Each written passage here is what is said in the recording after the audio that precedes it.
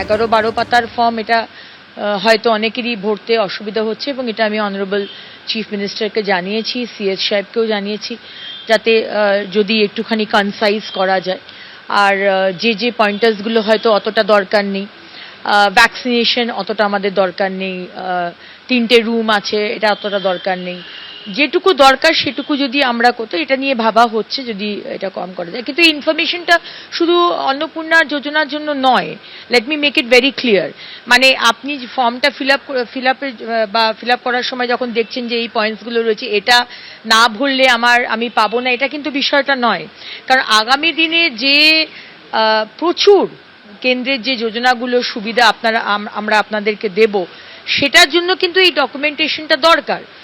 আমরা চাই, দেখুন, এটা আমাদের টাকা, এটা আপনার টাকা, এটা মানুষের টাকা, ভুল কারুর হাতে যেন না যায়। কিন্তু যেগুলো হয়তো অতটা আমাদের দরকার নেই, হয়তো অন্য যোজনার জন্য এই মুহূর্তে আমরা ভেবে দেখছি যদি একটু কনসাইজ করা যায়। টাটা ফিরবেই, ফেরানোর দায়িত্ব বিজেপির। পশ্চিমবঙ্গে ভারী শিল্প নিয়ে আসাই লক্ষ্য বিজেপির। সিঙ্গুরের জমি চরিত্র বদল হয়ে গেছে, সিঙ্গুরের জুয়েলারি হাব তৈরি হবে, জানিয়েছেন শ্রমিক ভট্টাচার্য। সিঙ্গুরে কৃষক জমি ফেরত পেয়েছেন, কিন্তু জমি তার ফসল ফেরত পায়নি, কারণ সিঙ্গুরের জমির চরিত্র বদল হয়ে গেছে।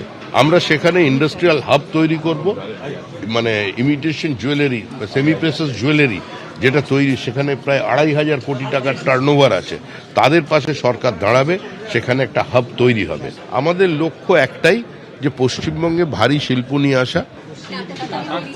টাটা ফিরবেই, ফেরানোর দায়িত্ব বিজেপির।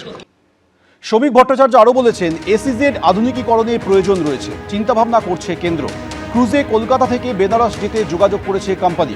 রিলায়েন্স কথা বলেছে, অনাবাসী ভারতীয়রাও বিনিয়োগ করতে চাইছেন। পশ্চিমবঙ্গ সম্পর্কে মানুষের ধারণা বদলাতে চাই। এখন থেকে দল সরকারকে নিয়ন্ত্রণ করবে না, বললেন শ্রমিক ভট্টাচার্য।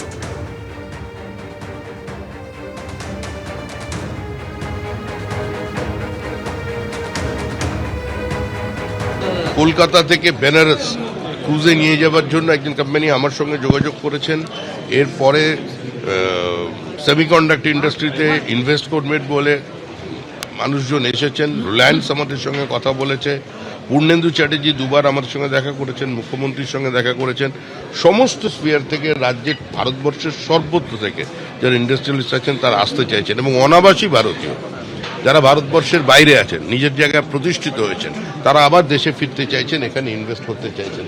আমরা তাদের কাছেও আহ্বান জানাচ্ছি, এসইজেড কে আরো সফল করে তোলার জন্য সেখানে আধুনিকীকরণের প্রয়োজন। কেন্দ্রীয় সরকারও সেটা নিয়ে চিন্তাভাবনা করছে, এবং ট্যুরিজমের ক্ষেত্রে সেখানে উত্তরবঙ্গে সেখানের উপরে আমরা জোর দিচ্ছি। আমাদের এখানে বড় হোশিয়ারি পার্ক বা টেক্সটাইল পার্ক তৈরি করবার ব্যবস্থা, তার জন্য আমাদের কাছে মানুষজন আসছেন। আমার কাছে এ কারণেই আসছেন, কারণ পশ্চিমবঙ্গ সম্পর্কে মানুষের একটা ধারণা আছে যে এখানে রাজনীতির অনুপ্রবেশ এবং দলের অনুপ্রবেশ সর্বত্র থাকে, প্রবেশ।